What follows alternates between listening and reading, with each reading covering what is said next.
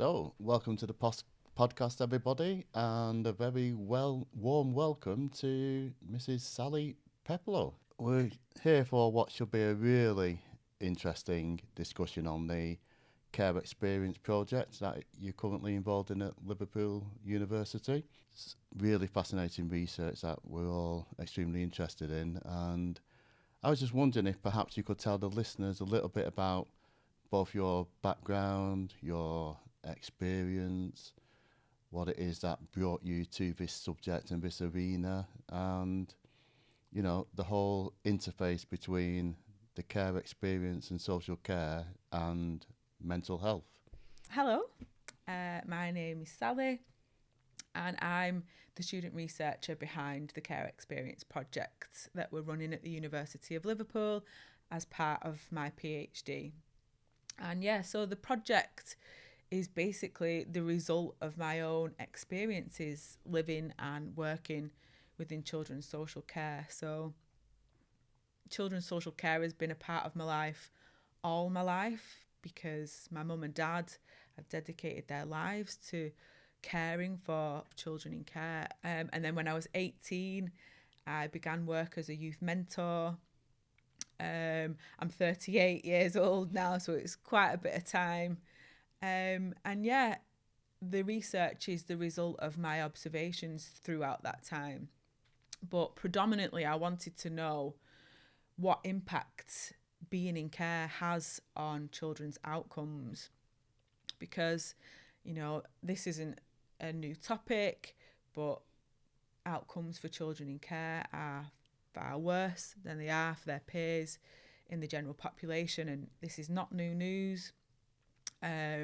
This is a commonly publicised issue that doesn't seem to be getting any better, and I feel like these outcomes get attributed regularly to children's pre-care experiences, which definitely is a major contributing factor, but it's not the whole story. I feel like there is trauma in care. And I think, if we are motivated to improve outcomes for children, then we need to know, what is it about care that is traumatic? So the study was designed to explore how being in care influences children's mental health trajectories. And I chose to focus on mental health outcomes because I feel like mental health is the foundation for success in all aspects of people's lives. Yeah, really interesting subject, and I'm sure it'll provide a degree of fascination for the listeners indeed.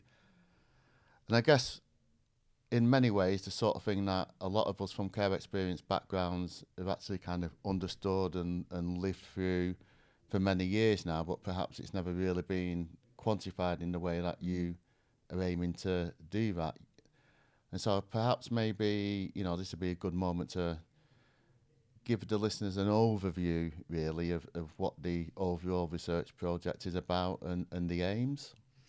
So, as I've sort of mentioned, the overall aim of the project is to understand how being in care influences mental health trajectories, but that is a massive question with loads of different things that we need to consider before we can even begin to answer it. The first thing that we need to do is to find out what being in care is like, because we don't actually know. There isn't anything that we can use to measure care experience and see how it relates to mental health. Once we know that, what it's like to be in care, then we can answer the research question. So the project is a culmination of 3 different studies. So the first study, which was the care experience study, was a qualitative investigation that involved conducting semi-structured interviews with care leavers and simply asking them, to reflect on their experience in care. And the aim of that was to identify aspects of care experience that have the potential to influence mental health trajectories, positively and negatively. And the second phase of the project is what I'm recruiting for at the moment, is the development of a questionnaire based on those aspects of care that were identified in the qualitative investigation, so that we can explore how those particular experiences relate to mental health. The final phase of the project is going to involve using that questionnaire to answer the research question. That's great. I mean, it sounds really, really interesting stuff. And I guess it leads into my next question, which is, what specific areas of the child's social care experience are you actually diving into? In England, judgments about whether social services should intervene into family life and to what degree are guided by this framework. And it's called the Framework for the Assessment of Children in Need and Their Families.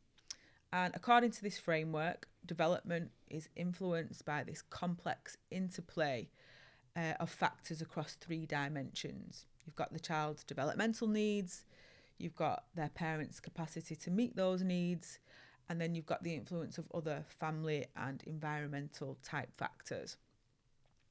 However, when a child is removed from their parents and placed into care services, the capacity of those care services to deliver on the same dimensions that it expects of parents is not currently known. It's not assessed in practice, and it's not been investigated empirically either. So the care experience study was also conducted to sort of bridge this gap in knowledge. You know, we aim to gain insight into care experience, but also to explore whether the type of care that is believed to be important for children's development and well-being is reflected in care experience narratives. And doing that enabled us to identify aspects of care experience that have the potential to influence mental health. Yeah, and it's great, and it's looking, you know, like it's a body of evidence that's developing, and it's a body of evidence that is sorely needed, and it's great that you're undertaking that. And I guess one of the things from a personal perspective in recent years has been the fact that, you know, there's an abundance of experts and knowledgeable people who are quite good at talking about the negative impacts of social care on children, and you know, there's a whole host of statistics and papers around that subject. But I guess probably for the listeners' benefit, you know, are you able to articulate, you know, some of those aspects, the positive aspects in terms of mental health that children's social care can provide? Yeah, so this was pretty high on my agenda. I feel like this reflects an overarching problem within psychology, to be honest, this tendency to focus on the negative. And I think, you know, that really comes back to human nature. You know, we're sort of hardwired to focus on the negative because it's been adaptive for us. But there are things about children's social care that are good. And participants talked a lot about lots of different positive experiences. And we named this aspect of care experience glimmers. And glimmers are the opposite of triggers. They are the moments of joy that we experience in our day-to-day life that are integral to our happiness and well-being. And predominantly, and this might not be a surprise, but predominantly what stood out was the importance of genuine, authentic, mutually rewarding and enduring relationships. So one particular example really stood out. So during the interviews, I asked one of the participants if she could, what she would compare her experience to give, you know, readers of the research some insight into what it's like. And I brought it along with me to read it for you. So we named this participant Cicely. All the participants got pseudonyms. And this is what Cicely said. And apologies in advance because every time I read these quotes, I get emotional. So I'm probably going to cry halfway through. So just to let you know. But this is what Cicely said. I would compare it to The Wizard of Oz. It's a whirlwind. Everybody is so different and you meet so many perspectives. You meet so many people and you're in this new place. You're in this new system. and you're having to learn everything, like how Dorothy has to learn the land. Like, she's new to everything. She was on her farm in black and white, and that's exactly how my world was before coming into care. And now there are colours, there are new things, there's not just hell. The world can actually be, a happy and safe place. You will have the really bad times, though, like the monkeys with wings that Dorothy runs into and the witch. There's always those monkeys with wings and those witches that you'll come across, but there's also your tin men, your lions, your scarecrows, your totos, and your fairy godmothers. Those, to me, represent the adults that are genuinely caring for you. And I just thought that is the essence of Glimmers. And I think what particularly stood out to me about that quote is that the characters in The Wizard of Oz help Dorothy overcome her fears. They help her find her inner power, and they help her reach her goals. And this was a notion that featured prominently in participants' narratives. This notion of overcoming challenges and finding strength with the help of caring individuals. And it's a great concept, isn't it? The glimmer, Yeah. as an antidote to the negativity Yeah. that and the traumas and all the other theories that people go around espousing, and a great interpersonal experience that you shared there. And I just wondered, are there any other examples that you could share with us? So, in addition to the interpersonal experiences, so those revolving around relationships, participants highlighted other aspects of being in care which had positively impacted their lives. So, participants, this was pretty consensus across the sample, that could guarantee that their basic care needs were going to be met. They never went hungry. They always had all the clothes that they needed.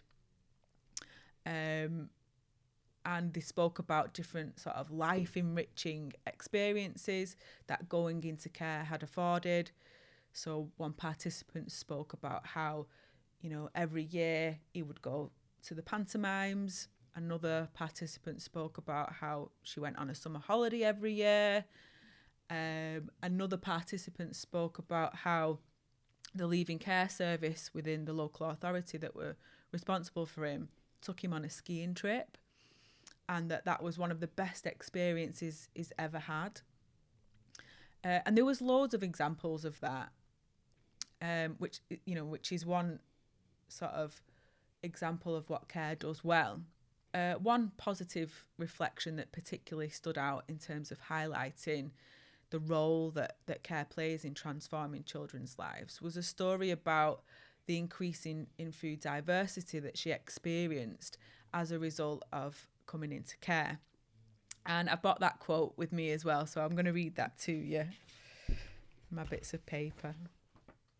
Hang on. Oh my God. Okay. So we named this participant Grace. And this is what Grace said. And so I just let you know beforehand that Grace is still living with her foster carers as an adult. And this is what she said. I remember, and we still laugh about it now because she still does it a bit. So when I first went there, I'd never had eggs, ever.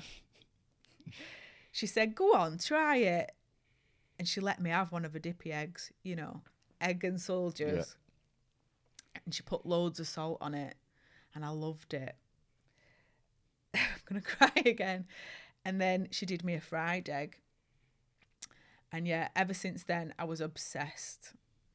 And even with the kids that come in now, they're coming from an environment where they haven't known diversity in food. And, we've got a young girl at the moment, and she doesn't eat very much. Quite often it ends up being chicken nuggets. But she has started to develop her tastes more. The increase in food diversity that Grace experienced will likely have a significant long-term benefit for her health and her overall quality of life throughout her life. And this is sort of based on this accumulating body of research evidence that is looking at how the microbiome affects mental and physical health. So researchers found that the more diverse a person's diet is, the more diverse their gut microbiome is, so like the germs that live in your gut. And yeah, researchers found that a microbiome rich in diversity plays a really important role in health. So, for instance, a limited microbiome diversity has been linked to a host of physical and mental health problems that have a high burden of disease. So we're talking depression, anxiety, cardiovascular disease, and even cancer. And so I think Grace's quote is perhaps the perfect example of the pivotal role that care plays in transforming children's lives. And it's really insightful stuff, and thank you for sharing that with us.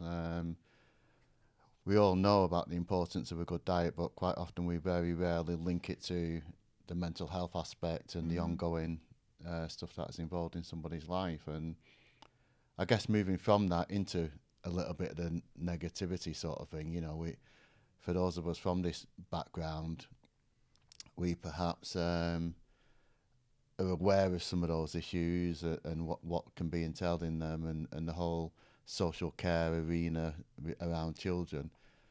And I was just wondering, perhaps maybe, now that we have dived into the positive, are you able to share some of the negative impacts that children's social care perhaps has on children, not only the physical side of life, but the mental aspect, and perhaps rolling that onwards into adulthood, really? So again, similar to positive experiences, participants spoke about many different types of experiences that are likely to influence their mental health outcomes. And the one that stood out to me the most was the experience of going into care for the first time. And I named this experience the strange situation. And I named it the strange situation because of the similarity I felt it shared with Mary Ainsworth's strange situation procedure. Is that something that you're familiar with? Yeah. So for those that aren't familiar, the strange situation is a sort of laboratory-based procedure designed to elicit children's attachment behaviours. And in the context of the procedure, strange refers to the unusual and sort of unfamiliar scenarios that children are exposed to. And these scenarios are strange because they involve leaving a child with a stranger in an unfamiliar environment. So the day that a child is removed from their parents and placed into the care of strangers is one of many strange situations that children encounter in the care system. And this experience is fundamentally about stress, and there's loads of research that links stress to later life ill health. And again, in recent years, the concept of toxic stress has been postulated to explain why adversity during childhood is so strongly related to poor health outcomes. And the key factor that is believed to make the experience of adversity so damaging in childhood is the absence of a secure and stable caregiver, because the presence of a secure and stable caregiver allows the child's body to regain homeostatic balance that is essential for your body to keep doing the things that it needs to do, those things that are essential for well-being and development. So when the secure and stable caregiver is not present, the child will remain in a sort of fight or flight state for an indefinite period of time. And that state exhausts the the child's bodily functions that are working overtime to remain in sort of homeostatic balance. And it's this what makes the experience of going into care for the first time, or even moving placements multiple times throughout your journey, an important consideration when we're thinking about, you know, what aspects of care influence mental health. And it's because predominantly children are on their own when this happens. You know, they haven't had the time, you know, to form a secure and stable relationship with someone that would allow their bodies to regain homeostatic balance. And the amount of time that it takes a child to feel safe and build those relationships is likely different for all children. But I did get some insight into that during the interviews, and participants spoke about it taking between 6 to 12 months to actually get used to their environment, you know, and that is a long time for a child's body to be in this hyper-aroused state. Were there any specific examples that some of the participants were able to give you where, you know, they could clearly identify that the social care experience that they had contributed negatively to their mental health? So in addition to the stress caused by the strange situation, participants also spoke about the responsibilities and challenges that come with being a child in care.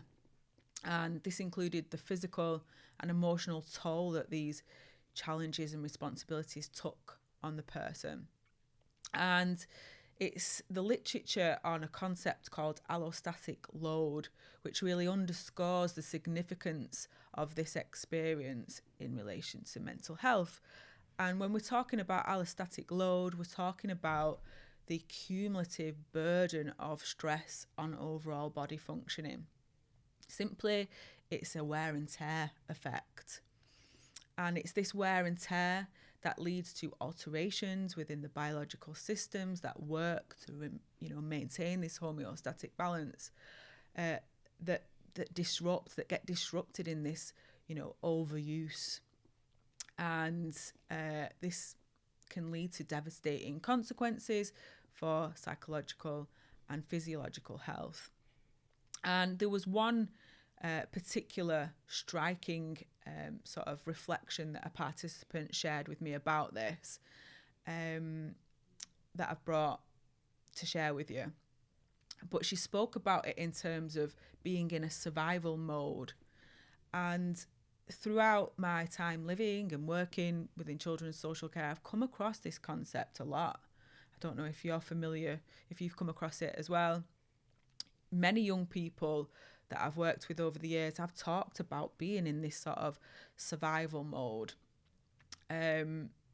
which makes me think that this is potentially a shared experience. So instead of me trying to explain what survival mode feels like, I'll read the quote to you. So this participant was called Maya.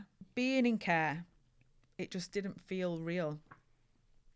It was almost like an out-of-body experience, and that I just kind of got through it. And I was like, this is war now. I just got to get through this and protect myself. And that's how I saw it.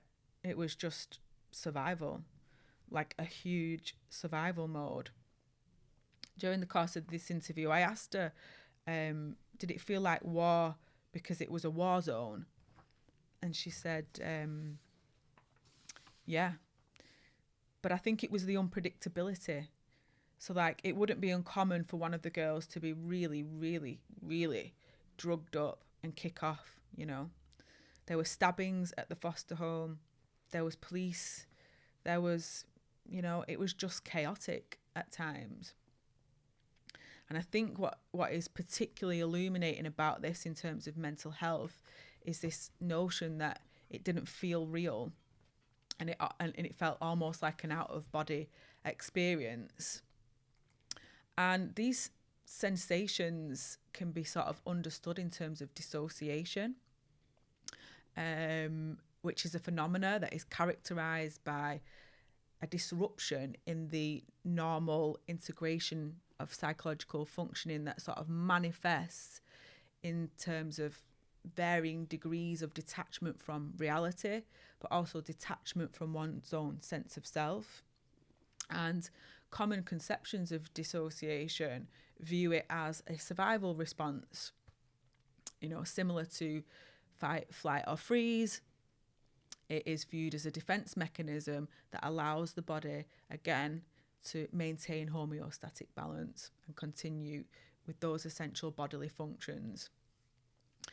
So what we can infer from Maya's quote then is that her experience in care was so stressful and the burden so high that it triggered dissociative responding.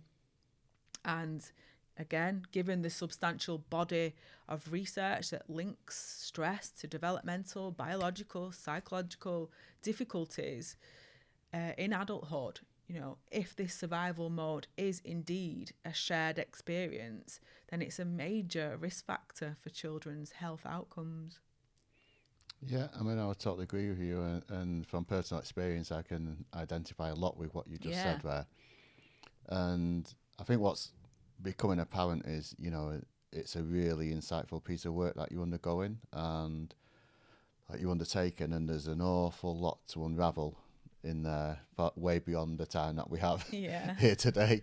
So I guess, for me, it would be, I guess my next question will be just trying to understand, what is the next important piece of research in all of this, and, should any of the listeners, for instance, be interested in contributing in any way, how can they get involved in the project? Is there an avenue for them? Yeah, there certainly is. We're currently recruiting for the next phase of the project, which is the questionnaire development, which will enable us to answer this research question. How does care impact children's mental health outcomes? And it's our hope as well that this questionnaire is not just going to be of benefit to future researchers, but hopefully social workers, policymakers, care organisations, and, to help them address the mental health needs of children in care more effectively. But if you want to take part, we are actively recruiting. We need lots of participants to do this well. But if you don't want to take part, but you are interested in supporting the research, please share this video, follow me on social media, and just share the opportunity to take part in the research.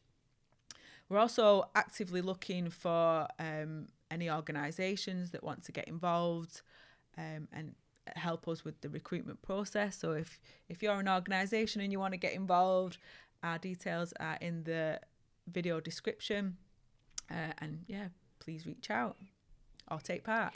Take part, Just step on forward and move in there. Yeah, I mean, it unfortunately, as we are running out of time, you really kind of dived into some excellent areas. The discussion on dissociation and the homeostatic balance, and all things that I can identify with really, and it makes a lot of sense. And it's a case of getting some of that information out into the wider arena of public understanding, and hopefully, the research you're undertaking is that vehicle. You're able to progress that understanding and move it as a body of evidence that is used in the future and provides that greater level of awareness, because we're not just talking about children in care. We're really, in essence, with the research you're doing, we're looking at, by virtue of the fact of what you're doing, how that then goes on to affect people as they move into adulthood and into the wider public arena of adult life, basically. And, really fascinating stuff. And I guess it kind of leads me into my last question, really, and I guess that would be, what is the message overall that you would like to convey, that you want the listeners to perhaps take away from this discussion, and maybe just develop their own thinking on and their own understanding and that kind of thing? A few key messages. The first one being that, you know, we need to recognise that there's trauma in care, and we need to find out, you know, what aspects of care are traumatic so that we can improve it for future generations. But most of all, I hope that the listeners take away that it's the voices of care experienced people that are vital for this project, but, you know, vital in shaping a better, more compassionate care system. And yet that this podcast has just been a brief overview of some of the findings from the care experience study. So we also found that, you know, things relating to loss, children in care experience a significant amount of loss when they come into care and throughout their journey. Also, we sort of uncovered the complex experience of touch, you know, predominantly a deprivation of touch, but also the benefit of touch in children's lives, especially for brain development. And then we looked at what sort of came out in the interviews was the role of caregiving as well. So what sort of caregiving is best for this particular population of children. So again, listeners, if you're interested and you want to find out more about the other findings, click the link in the video description.